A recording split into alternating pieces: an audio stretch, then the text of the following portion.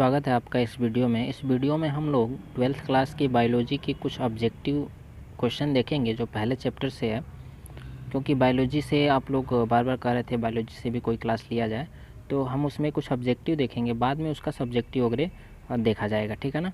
तो चलिए हम ऑब्जेक्टिव क्वेश्चन इसमें देखते हैं।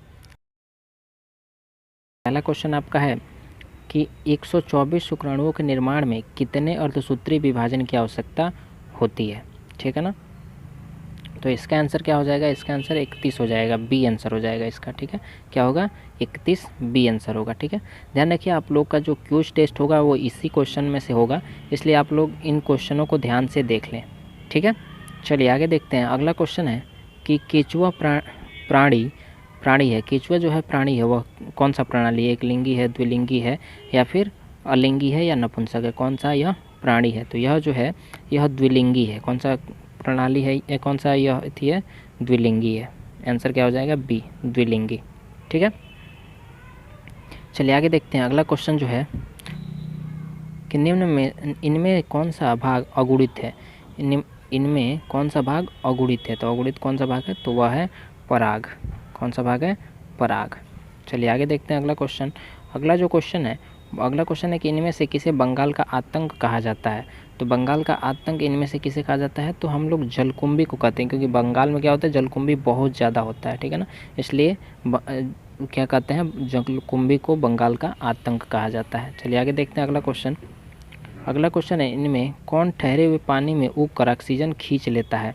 जो क्वेश्चन है आपका कि इनमें कौन जो है वो क्या होता है, ठहरे हुए पानी में उगता है और वहाँ उससे जितने भी ऑक्सीजन उसमें होते हैं सब वह खींच लेता है। तो वह कौन है, तो वह है आपका जलकुंभी ही है, जो कि क्या करता है, यह ठहरे हुए पानी में उगता है, क्योंकि बहते हुए पानी में यह रुकता नहीं है, बहता हुआ चला जाता है।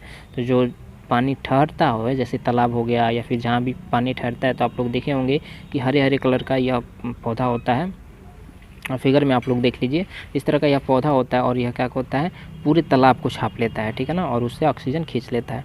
चलिए आगे देखते हैं अगला क्वेश्चन है आपका, जब नर और मादा गैमीट में युग्मक होता है तब यह क्या कहलाता है, तो उस समय इन्हें कहा जाता है लैंगिक जनन। क्या कहते हैं, लैंगिक जनन। आंसर हो जाएगा आपका बी। चलिए आगे देखते हैं अगला क्वेश्चन है कि मधुचक्र पाई जाती है। मधुचक्र किस में पाया जाता है, तो यह पाया जाता है आपका इनमें से सभी, ये जो है ना आपका गाय है, भेड़ है, कुत्ता है, सब में पाया जाता है, ठीक है ना। तो आंसर क्या हो जाएगा हमारा, इनमें से सभी, डी नंबर, ठीक है। चलिए आगे देखते हैं अगला क्वेश्चन है कि उच्च श्रेणी के पौधों में निषेचन होता है।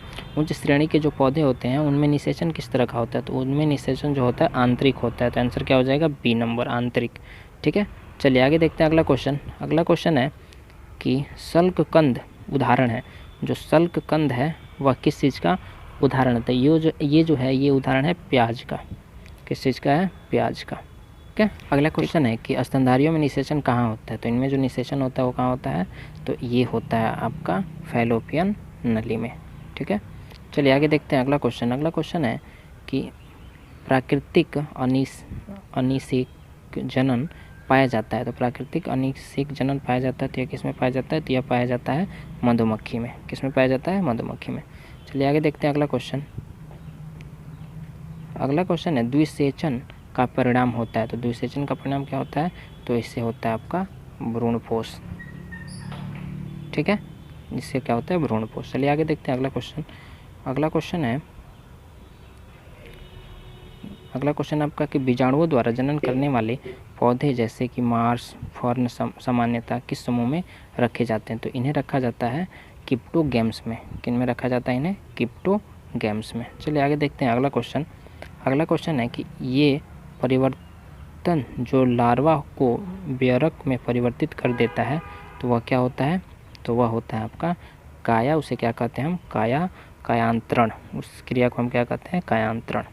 चलिए आगे देखते हैं अगला क्वेश्चन है भ्रूणपोष में कितने क्रोमोजोम होते हैं, तो यह किसमें कितने क्रोमोजोम होते हैं, तो इसमें 3n से ज्ञात किया जाता है, 3n क्रोमोजोम होते हैं, ठीक है ना। चलिए आगे देखते हैं अगला क्वेश्चन है कि जब संतान की उत्पत्ति एकल जनन द्वारा होती है तब यह क्या कहलाता है, तब इसे हम कहते हैं अलैंगिक जनन। क्या कहते हैं, इसको अलैंगिक जनन कहते हैं, ठीक है।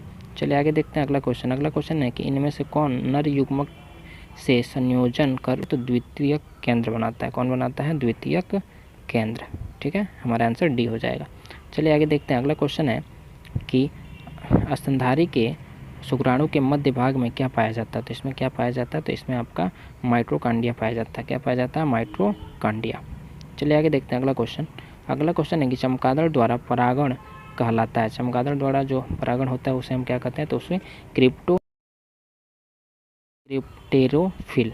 ठीक है, चलिए आगे देखते हैं अगला क्वेश्चन। अगला क्वेश्चन है कि जनन समान जीव प्राप्त हो सकता है। जनक समान जीव प्राप्त हो सकता है तो क्या हो सकता है? तो यह विखंडन से। किससे प्राप्त हो सकता है? विखंडन से। ठीक है ना, सामान्य जीवों में समान जीव जो होता है वो कैसे प्राप्त होता है? तो वह विखंडन से प्राप्त होता है। चलिए आगे देखते हैं अगला क्वेश्चन। अगला क्वेश्चन, द्विखंडन किसमें पाया जाता है? तो द्विखंडन किसमें पाया जाता है? तो यह पाया जाता है आपका अमीबा और पैरासियम दोनों में। किसमें पाया जाता है? अमीबा और पैरासियम दोनों में। चलिए आगे देखते हैं अगला क्वेश्चन। अगला क्वेश्चन है कि मुकुलन द्वारा जनन किस में होता है? मुकुलन द्वारा जनन किस में होता है? तो यह ईस्ट में होता है। ठीक है, चलिए आगे देखते हैं अगला क्वेश्चन। अगला क्वेश्चन है कि कोनोडिया का निर्माण किस में होता है? तो कोनोडिया का निर्माण किस में होता है? तो यह होता है पेनिसिलियम में। किस में होता है? पेनिसिलियम। आंसर ए हो जाएगा। चलिए आगे देखते हैं अगला क्वेश्चन। अगला क्वेश्चन है कि पुनरुद्भवन की क्रिया निम्नलिखित में से किस में होती है? तो पुनरुद्भवन की क्रिया होती है स्पंजों में। किस में होता है? स्पंजों में। चलिए आगे देखते हैं अगला क्वेश्चन।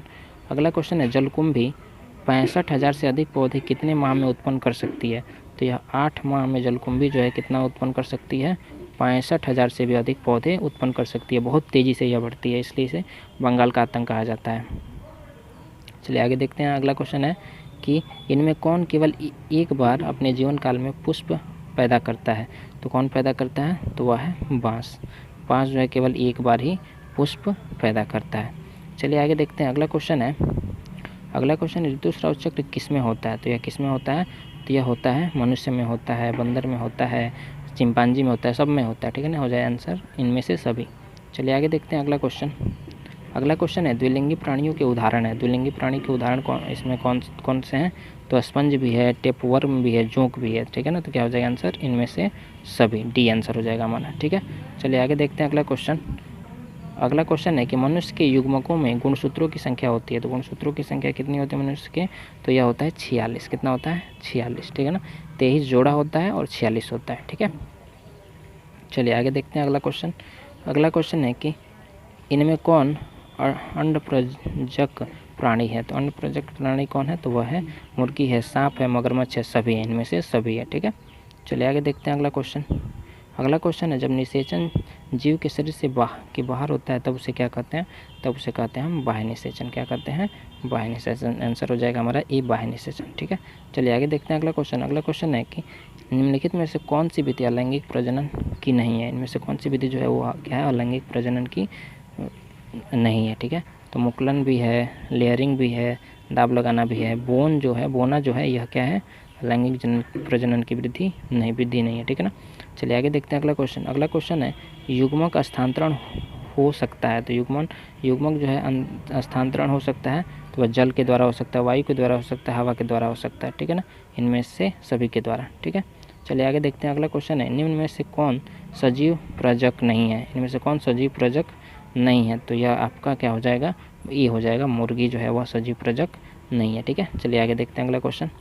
अगला क्वेश्चन है निम्न में से किसमें बाह्य निषेचन होता है? तो किसमें बाह्य निषेचन होता है? तो यह आपका मेढक में होता है। किसमें होता है? मेढक में। चलिए आगे देखते हैं अगला क्वेश्चन। अगला क्वेश्चन है इनमें किसमें जल माध्यम से निषेचन होता है? तो जल माध्यम से निषेचन किसमें होता है? तो यह आपका शैवाल में भी होता है, ब्रायोफाइट्स में भी होता है, टेरोडोफाइट में से भी होता है। ठीक है ना, तो क्या होता है? इनमें से सभी। डी आंसर हो जाएगा, इनमें से सभी, सब में होता है। ठीक है, चलिए आगे देखते हैं अगला क्वेश्चन।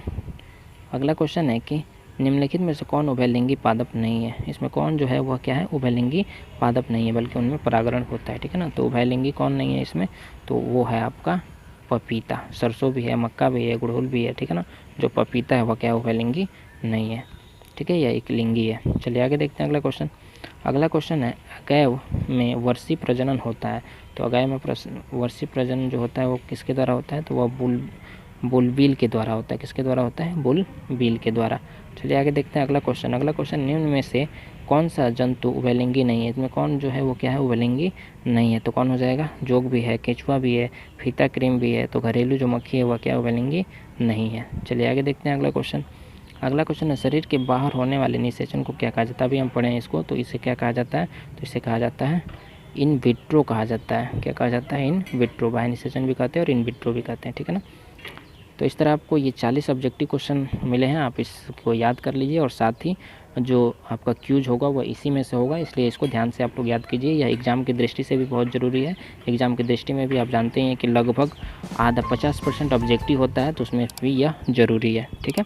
तो चलिए फिर मिलते हैं अगले वीडियो में।